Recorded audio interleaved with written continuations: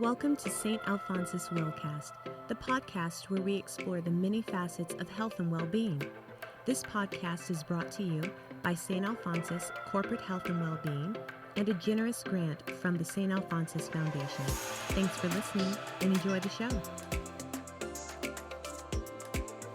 Hi, everyone. We are so glad to have you back for our first ever series on the St. Alphonsus Wellcast. My name is Amy James, and I am one of the dietitians in our Corporate Health and Wellness Department here at St. Al's. And we've got Valerie Lawrence, another one of our fantastic dietitians, and Candi, our wellness coordinator, back in again to continue our chat about diabetes.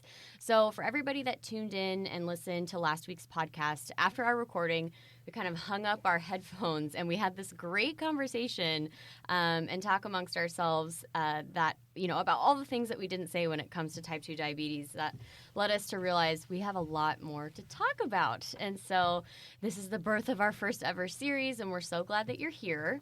And today, speaking in terms of type 2 diabetes, we're going to talk specifically about sugar, and not just glucose, but also a little bit about artificial sweeteners, some sugar swaps, and just about everything in between. So, Val, why don't you give us a little recap of how a person with diabetes processes sugar versus someone who does not have diabetes and how they process sugar? Sure, I'd love to. So if you're someone with type 2 diabetes, you consume sugar, it's absorbed in the gut where your pancreas releases insulin. And that's a hormone that signals to the rest of your body that there's sugar in the blood that's ready to be taken in and used as fuel. So we see a rise in blood sugar and then eventually a fall. All of your cells have eaten up that sugar, and so therefore taking it out of the blood.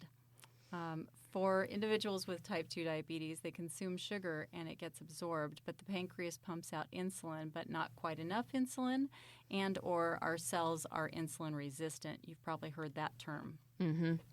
So they don't respond as quickly as somebody without type 2 diabetes, and that glucose hangs out in the blood, making the blood sugar high. And then eventually it falls, but it happens more slowly and then creates a high sustained blood sugar. Got it. Thank you very much. All right. So another good recap for everybody listening. Last week we threw around a lot of words. So, complex carbs, simple carbs. Can we dig a little deeper into that? Actually, can we even just start even more, foundational? And where exactly can we find this sugar in our foods? So sugar comes in a lot of different forms. In fact, some people, they look for sugars on the label, but what you should be looking for is total carbohydrate, because all carbohydrates are a form of sugar. Mm. So a good example of that would be beans. I'm taking a little side note here. Yeah. Beans look like they have 1 gram of sugar, and you'd look at a can of beans and go, hey, this looks like I could eat 3 cans of beans and be just fine. Mm-hmm. But while beans are a very healthy form of carbohydrate, they are very high in carbohydrate. They go in more slowly into your bloodstream. But, a half of a cup of beans is about 15 grams of carbohydrate. And so that's not the same as 1 gram of sugar. And people frequently get that kind of confused. They're looking for sugars, but they should be looking for total carbohydrate. Carbohydrates are found in things like that we all know: potatoes, peas, pasta, corn, winter squash, breads, and rice. So they're also found in milk and yogurt and fruit. Awesome. And they're also found in a lot of condiments. So sauces, kind of want to be wary of. And then Right, they're additives, yes. Yes, and processed foods. So I think it's great that you bring up the food label, and that's definitely something we could kind of circle back to later, because it will be like your best friend in figuring out what is the carbohydrate content of some certain foods. So something that we talked about before we started recording that I think is a really good thing to bring up. So I had an idea to talk about like complex sugars and simple sugars, when really the best tool is to just know what exactly is the carbohydrate content of the food, not necessarily what kind, because it all adds into that budget, right? Yeah. Okay. So I guess we could get a little bit into what the difference between a complex and a simple carbohydrate is, just again to give a little recap. Sure. Something I realized yesterday that I didn't say, which is you mentioned that, to read the food label to find out what the carb content is. Mm-hmm. But if something doesn't have a food label, I just wanted to note that what you could do is use this app called Calorie King. We love Calorie King. Yeah. Oh, yeah. And it's more than calories. So it's not really about tracking calories. It's about nutrition facts in whatever food. You type in apple, it gives you apple. It tells you calories and carbohydrate and fiber and protein and all of those things. So it's a very quick way to resource what's in the food that you're eating. Yeah. But you asked the difference between simple and complex carbohydrates. And so a simple carbohydrate is easily broken down and utilized quickly in the bloodstream. It's like quick sugar to your blood. Examples of that would be apple juice, any sweetened beverage, which is not recommended. Things like ice cream would be a simple carbohydrate. Whole grain pasta would be a complex. Potato would be a complex. Those are Great. broken down more slowly. Got it. And they have something called fiber. Mm-hmm. So, being a dietitian, I joke. I tell all of my clients and my patients that I think the god of all nutrients is fiber. Me too. It's my favorite thing. I'm like, we're going to talk about fiber today. It is. And so tell us exactly how fiber helps us absorb sugar or helps us absorb it a little bit slower. Spoiler alert. Yes. So the great thing about fiber is it keeps food in your belly longer, in your stomach. So you eat foods that are high in fiber. They hang out in your stomach more slowly, which means that they go into your small intestine more slowly. Once they are in your small intestine, you notice that fiber does speed things up. So it's slow in the right place and it's fast in the right place. But it helps the glucose get into your bloodstream more slowly. It's not everything all at once quickly taken into your bloodstream. It's just a little bit at a time. It's more like a trickle than a surge. Yes, and that is creating a way less heavy workload on your pancreas, which is very advantageous. Yes. All right. So moving on. Okay, so then let's kind of circle back to the food label. So what is your strategy when teaching your clients and your patients about how to read a food label? What things do you ask them to look for? I know we touched a little bit on total carbohydrates versus sugar, but let's get into that a little bit more. Yeah, a fun trick is looking at carbohydrates and subtracting fiber. So what matters is net carbs. And I tell people that so that they don't get afraid of things like beans. It can be a little in the weeds, but I think it's an important weed to stand in because, like I'll hand them a box of Triscuits, for instance, and maybe they're keeping away from carbs. They're like, oh, I'm not eating carbs. So I'm like, well, so let's look at how many carbs you'd have if you added some Triscuits to your salad. And 6 Triscuits is 120 calories and like 4 grams, 120 calories, 4 grams of fiber, and 15 grams of carbohydrate. Wow. Yeah, so I love how that just rolls out of your head. Like, this is a dietitian here. She knows 4 Triscuits. 6. Oh, 6. Yeah. 6. Gotta count the Yeah, 2 we want to extra. maximize this. I love to give people, here's things you can eat in a regular amount and it won't harm you. Please do have Triscuits with your salad. It's a whole grain and it's tasty, right? Especially with all the flavors they have now. Yeah. But so I talk to them about total carbohydrates and the fiber that's in them and how to combine them to be the right amount of carbs per meal, whether you're counting them or whether you're using your hand as a measurement. But one way is 15 grams equals a half a cup equals what you could hold in your hand without spilling, one hand. So then I take my hand and I kind of upside down it 2 or 3 times to say this is how many carbs you can have on your plate. Got it. I love that. Okay, so before we segue out of the food label and the fiber thing, I just wanted to add in, because I do this with my clients and I love it. It's my analogy for fiber in the gut. I was going to say this a couple of minutes ago and I forgot. Okay, so for those of us 90s kids, I was born in 1991. I remember growing up and behind our TV setup was just like this collection of wires. like tons and tons of wires from the TV, from the VCR, from everything. And so when I tell my clients about fiber, I say, imagine that like ball of wires that you envision never getting untangled being like the fiber in your gut. And it's just trapping the sugar in there. So I just wanted to say that because that's my analogy and I like it and I'm sticking to it. I do like it. Yeah. Now, while we're still on the topic of fiber, let's talk about fiber supplements. Yes. We see them all over the place, like the Benefiber, the Metamucil. Why would you incorporate that into your diet? And should you?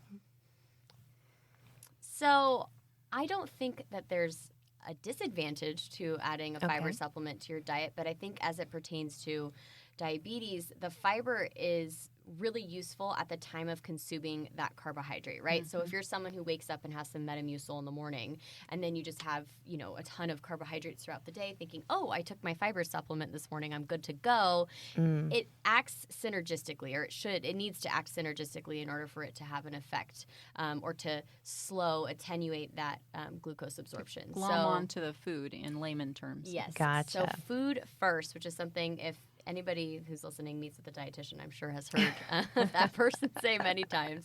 But yeah, finding it in your food is going to be the most optimal thing, not to completely knock a fiber supplement because fiber is wonderful. And it reduces cholesterol, but in relation to the food. Exactly. Alrighty, so let's segue and go a little bit different. So something that we talked about after we hung up our headphones last week was artificial sweeteners, which includes sugar alcohols, sugar substitutes, everything, aspartame, and we've all heard of them. And Candi, maybe you can share like a little bit of your personal experience and like what your family does with the artificial sweeteners, and then we'll have Val chime in and share her information that admittedly was new to me as well as a dietitian. Yeah, so in our family, again, my husband, he struggles with his blood sugar, and so we usually don't have desserts in the house. When we do, if we do have dessert, we have it usually on the weekend. That's like a sweet treat.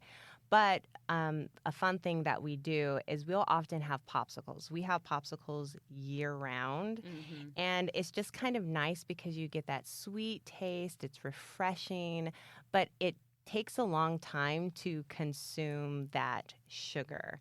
And I also kind of confessed as well that we have a lot of sugar-free. So we'll often get regular popsicles for myself and the kids and sugar-free popsicles for Dad. We also have like sugar-free creamer, and my husband will drink Diet Coke instead of regular Coke. And here we kind of thought that we were doing like making a better choice. And then when I brought this up, I learned something. So, Valerie, why don't you educate our listeners? Okay, so yeah, just on the sugar alcohols, some people have a really adverse effect to them.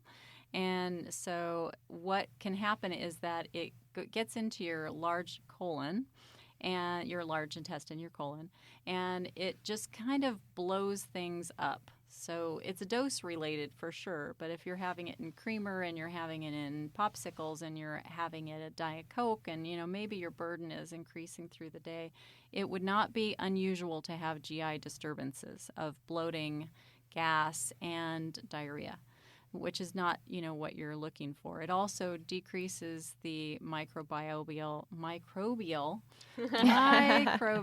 diversity in your gut. And so we want a good balance because that's our immune system, and it helps us with a lot of things. It's where we get our second meal, so to speak. So does this happen with all sugar substitutes? No.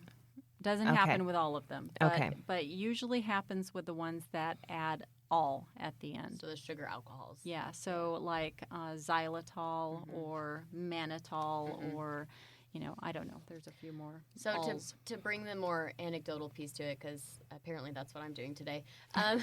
So I will never forget, even before I became a dietitian, I read this story. It was like in a magazine. It was a story that someone had submitted in.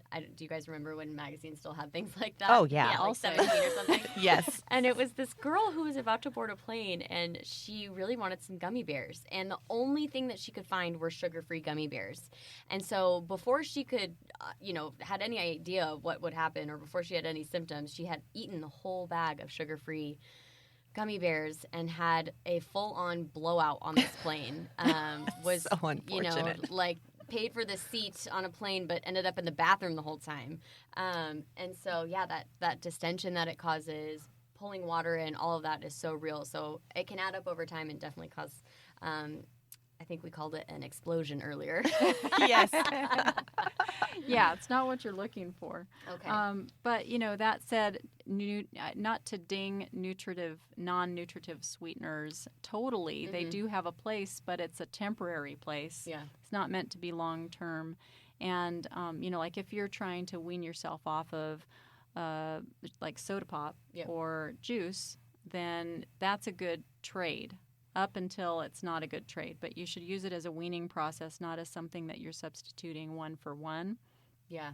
Yeah, and I think that's a great point to bring up, because something that I do with my clients as well is if I do have someone who's coming in and they're trying to come off 3 to 4 sodas a day, like exchanging that, for 1 or 2 diet sodas is going to be the better alternative to having a full sugar soda. Yeah, at least you're not having those spikes and then the huge dips. Exactly. But we also learned last week that there is this insulin response to anything sweet in the mouth. And this is the piece that is brand new to me and kind of blew me away. So, Val, I'm going to let you take over and explain that. Okay, so it's called the cephalic insulin response. And so you taste something sweet, and generally, if it's a real carbohydrate, like let's say you have a piece of a peach in your mouth, your salivary glands will start secreting amylase, which is an enzyme to help you break down that carbohydrate even before it gets into your stomach. And then also at the same time, your body is sensing, hey, something sweet's coming down. I should prime my insulin. Hey, pancreas, there's actual sugar coming your way. Yeah. So the response, even to non-nutritive sweeteners that actually don't have, some of them have a few calories in them, very few, but others are just super sweet and they have no calorie to them. So let's say you drink that Diet Coke, which, by the way, is correlated with weight gain, not weight loss, in many studies. Human studies. Mm-hmm. So that's important to say, that it's not a weight loss help long term, which is why I was suggesting short term was better. So your pancreas starts pumping out a little bit of insulin, getting ready for the sugar that's not actually coming. Mm-hmm. And the reason that's a problem is that insulin is fantastic at storing fat. So if you have a hamburger and a Diet Coke, that would be an ideal situation. Got it. To store some weight. Store some weight. Yeah. Yeah. That makes perfect sense. Central adiposity is a big deal, too. Yeah. So. I think that is a big deal. I think that it's an important information for people to know that just isn't really out there unless you're talking to a dietitian, because you see these things, and of course in their marketing, they're like, oh, do this, and this will help you to lose weight, or this is so much healthier. But really, it's looking at the science and how it works in your body, and it can be, detrimental. So I appreciate you sharing that with us. I definitely learned something, and I'll be changing some things in our home. And just to break down some verbiage for you guys, if you ever hear central adiposity, visceral fat, those are kind of big fancy words for just that fat that hangs around your organs and around your abdomen and your gut. And so that is a little bit more detrimental than the fat that we hang around in other places, just because it can create a lot of inflammation. And we think about what's neighboring all of that fat, your heart, your organs, all of those sensitive areas. We just want to protect it. And so, good points. Yes. So just breaking down that language that we love. Yeah. Okay. Yeah. So did you have some things that you wanted to share from your home, what you do for those sweet cravings and whatever? Oh gosh, what do I do for a sweet craving? Well, you know what? Something that we talked about again last week that I thought was a great tip and that I actually implemented in one of my client sessions this week was we all deserve to have pleasurable moments with food. And I think it's important to say that we are by no means saying, okay, you can't have this sugar and you can't have artificial sweetener. And some of you might even be sitting there saying, okay, well, what can I have, right? And I loved the point that you brought up about, okay, like let's say you have top 5 favorite desserts. If that top dessert is something like ice cream or, something that you kind of not like lose control, but maybe you kind of are a little bit mindless with it. Like you get kind of lost in the feelings and the goodness of it. Yeah. Maybe that's something that you source outside of the house when you're out, right? Like that's maybe a treat. And what you keep in the house is something that you have a little bit more regulation with. And I think the example you used was like, dark chocolate squares or frozen yogurt. Or, I mean, even like, granted, this would be okay if this was something that you didn't feel kind of bingey with, but like fun-sized candies that you could just have one and be satisfied. Yes. Val's doing a little You do have to have self-control with those bite size. I'm telling you, every Halloween when my kids bring home that candy, it can be a temptation. We try to throw away as much as possible. But mom stashes her favorites. That's so candy. I cannot control myself with cookies or candy, and so I can't. I can have dark chocolate, but I can't have cookies and I can't have candy in the house because that super sweet really stokes that dopamine receptor response. Yes. And I'm just like I gotta have it. I gotta have some more. Yeah, but that's a good point to bring up too, because I think, and for those of you that don't know, or if I haven't spoken about it yet, like I'm a very anti-diet dietitian. I'm not in favor of restriction, and even when it comes to some clinical situations, and this is a great example that I think I would much rather you have. Now, again, this comes down to each person individually, but I would much rather you have a 2x2 inch square of brownie every single night at 7 p.m. every single day than to restrict, and on Sunday feel so restricted that you eat the whole pan of brownies. Right? And if you think about the glucose load that a 2x2 inch square of brownie poses on the pancreas or poses on your gut versus what a whole sheet pan of brownies is, which for some people is not difficult to take down. Right. That's a lot better nutrient utilization, right? Or utilization of your bodily processes. So just kind of going back, restriction is definitely not what we're aiming for, but trying to be savvy with your carb choices and satisfying. Yes. But also satisfying, I guess what Val said earlier, like that dopamine hit that you need or that whatever hankering you have for a sweet, the best way that you can do that.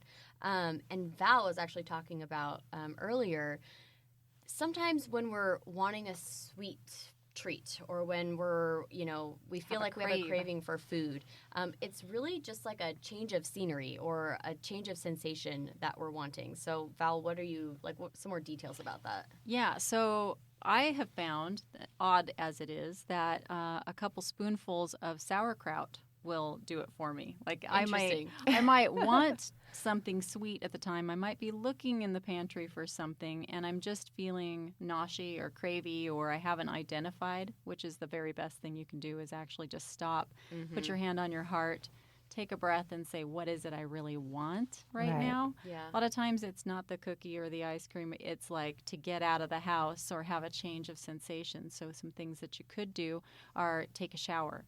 You could go brush your teeth. You could drink a big glass of water. You could, call a friend.